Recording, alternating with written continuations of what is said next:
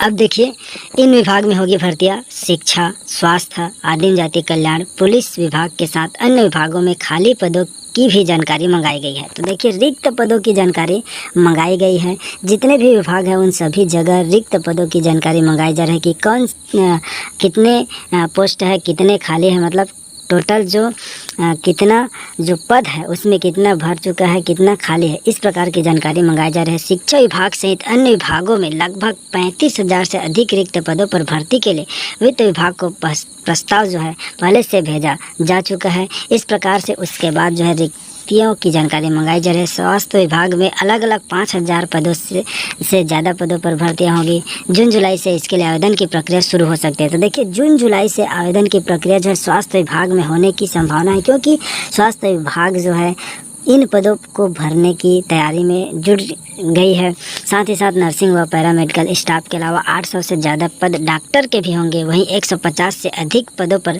विशेषज्ञ डॉक्टरों की भर्तियां होगी। तो इस प्रकार से दोस्तों, आप अपनी तैयारी जारी रखें। भर्ती आज नहीं तो कल आएगा ही आएगा। लेट होगा कोई बात नहीं है, क्योंकि आपको तैयारी का अवसर मिलेगा और आप जो है अपनी तैयारी जारी रखें और अपनी भर्ती की तैयारी प्रिपरेशन करते रहे। पॉजिटिव थिंकिंग, पॉजिटिव वे रखें, ऑलवेज भी पॉजिटिव होकर सोचिए। आप लोग, कई लोग का कमेंट ये आता है कि रोज़ का न्यूज़ में यही आ रहा है, यही आ रहा है, यही आ रहा है, आ जाएगा। तो कोई भी प्रक्रिया जो होता है अचानक से आज ही चालू हो जाए, ऐसा नहीं होता है, क्योंकि प्रक्रिया है सरकारी कामकाज में, लेट लतीफ़ा होता रहता है। तो इसलिए आप निराश ना होइए, पॉजिटिव रहिए और अपनी तैयारी में लगे रहिए। आपका सिलेक्शन होगा जब आप मेहनत करते रहेंगे, नेगेटिव नहीं सोचिए।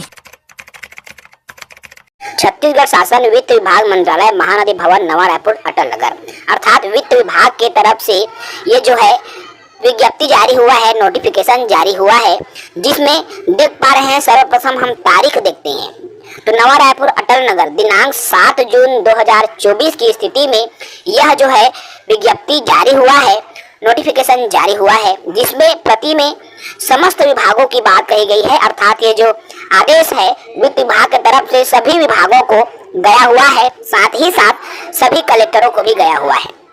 इसमें विषय रखा गया है वित्त विभाग को व्यय के संपूर्ण सुस्पष्ट प्रस्ताव भेजने के संबंध में दिशा निर्देश। अर्थात वित्त विभाग ने दिशा निर्देश दिया है, जिसमें सभी विभागों को कहा है कि किन किन चीजों के लिए प्रस्ताव दिया जा रहा है, उन चीजों की स्पष्ट जानकारी दीजिए। साथ ही साथ कितने पैसे उसमें खर्च होने वाले हैं उसकी भी जानकारी आप हमें स्पष्ट रूप से दीजिए। ये जो है विषय के रूप में रखा गया है। ये जो है वित्त विभाग का आदेश है। सीधे मैं बिंदु नंबर 2 पर आऊंगा और बिंदु नंबर 2 देखिए, यहाँ पर दिया है 36। देखो, शासन के विभिन्न विभागों के वित्त विभाग को प्रेषित किए जाने वाले प्रस्ताव सुस्पष्ट एवं स्वयंपूर्ण होने के संबंध में जो है संदर्भित ज्ञापन विस्तृत दिशा निर्देश जारी किए गए हैं। अब इसके बिंदु क्रमांक 2 की तरफ आते हैं और बिंदु क्रमांक 2 आपको यहाँ दिख रहा होगा। विभिन्न विभागों द्वारा प्रेषित किए जाने वाले प्रकरणों के शीघ्र निराकरण की दृष्टि से वित्त विभाग द्वारा नवीन पदों का सृजन, देखिए नए पदों के सृजन, रिक्त पदों के विरुद्ध भर्ती की सहमति, जैसा कि शिक्षा विभाग के लिए भर्ती की सहमति अथवा वित्त विभाग की सहमति के लिए गया हुआ है ना भाई। तो ये भी उसमें शामिल है। इसके अलावा नवीन पद या प्रतिस्थापन पद, वाहन व्यय, बहुत सारे हैं इसमें। अर्थात बजट में शामिल योजना, अब शिक्षक भर्ती बजट में शामिल है ना भाई। तो जो कि परमिशन के लिए वित्त विभाग में अनुमति के लिए गया हुआ है, तो उसी को स्पष्ट रूप में भेजने की यहाँ पर बात कही गई है। सभी विभागों में जो रिक्त पदों की अनुमति के लिए गई हुई है वह स्पष्ट रूप से वित्त विभाग ने मांगा है। इसके अलावा क्या क्या मांगा है, इसके लिए चलिए हम परिशिष्ट की तरफ बढ़ते हैं। नीचे की तरफ परिशिष्ट दिया हुआ है मेरे दोस्तों, देख सकते हो।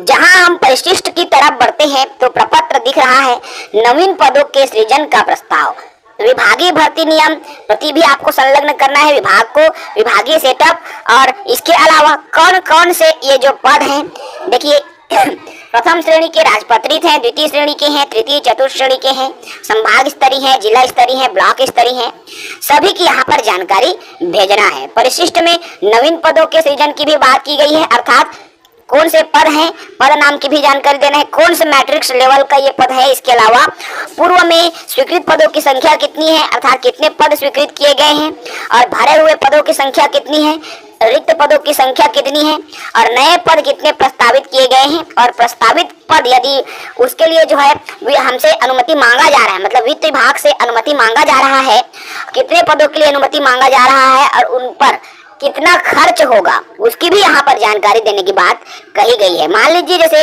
35,000 पद शिक्षक भर्ती के आ रहे हैं, तो वार्षिक उसमें 33,000 पदों पर यदि वेतन दिया जाएगा तो एक साल में कितना खर्च होगा, उसकी भी जो है एकदम डिटेल्ड जानकारी जो है वित्त विभाग द्वारा मांगी गई है सभी विभागों से। तो ये अच्छी भी जानकारी हो सकती है, क्योंकि इस तरह से जो जानकारी वित्त विभाग द्वारा मांगी गई है, और ये कितने दिन के अंदर में ये जानकारी सभी विभागों द्वारा दी जानी है मेरे दोस्तों।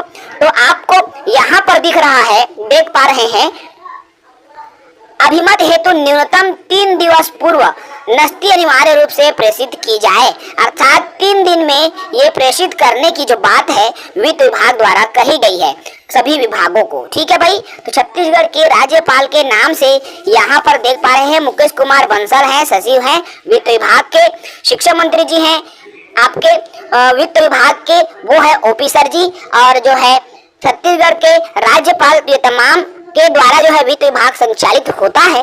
तो ये जानकारी जो है मांगी गई है। निसंदेह आने वाले समय में रिक्त पदों के विरुद्ध जो है भर्ती की प्रक्रिया आपको देखने को मिलेगी, क्योंकि ये जो जानकारी मांगी गई है फाइनल कितने कितने छोटी सी बारीकियों के साथ सुस्पष्ट जानकारी जो है वित्त विभाग द्वारा मांगी गई है। तो ये अच्छी खबर निकल कर आ रही है, समझिए आने वाले समय में आप इसके लिए आप देखिए, आप शिक्षक भर्ती के साथी हैं तो हाथ में हाथ धरे नहीं बैठ सकते, इसके अलावा आपको मेहनत करनी होगी।